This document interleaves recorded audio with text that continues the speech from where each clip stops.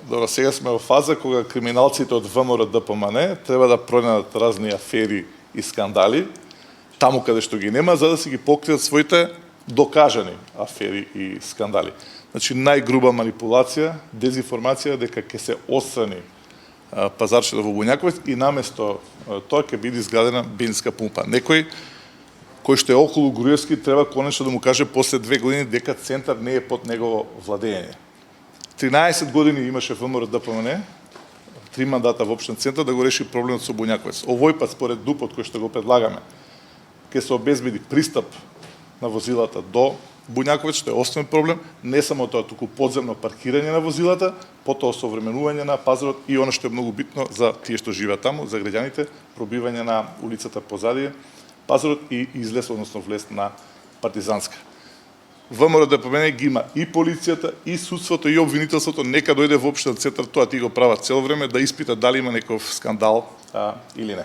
Значи само гаража ќе биде и Бензинска пазарче. не е предвидена. Бензинска пумпа може да се предвиди на тоа растојание, на таа позиција, може да има и на други места, тоа ќе одлучат граѓаните. Општин центар е и статистички општина со најмалку бензински пумпи во град Скопје. Но нешто што сакам да потенцирам, одлуката што ќе има до пазарот, дали објект, дали пумпа или на било кое друго место, ќе го донесат граѓаните што живеат таму. Јас нема да ги носам дуповите во 2 во 3 навечер.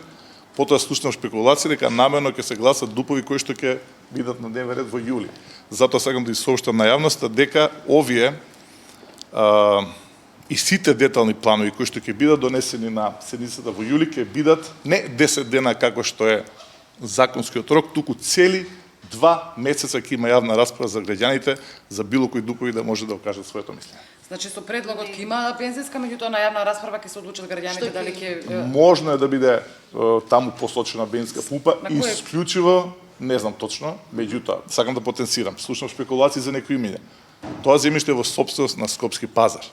И не може ниту општината, ниту било кој да одлучува што ќе има таму понатаму, најмалку па кој ќе биде оператор на бензинската пумпа. Во која фаза е сега тој план таму? Тој план воопшто не е донесен, тој допрва треба да се разгледа. Така да оттаму и уште повеќе, да, и треба да биде продолжен. Уште повеќе оттаму се зголема шпекулацијата за наводни афери. Нека дојде полиција, нека дојдат нивните тимови, нека истражуваат мојата работа. Смеtate дека сето ова е наменски, како што рековте на почетокот, за да ги покријат сите афери? Прво сега треба, нели, аферата да се покрие со други афери. Ова целото е стратегија позната кај народот под името Држите го лоповот. Меѓутоа, многу интересен период се случува. Деталниот план беше поделен на советниците можеби 3 недели. Немаше никаква реакција. Ден откако го објавив писмото до МВР, каде што повикувам да кажат зошто ги штитат дивоградбите и чии се тие дивоградби во Крњево, се случи овој напад. Јасно ми е зашто.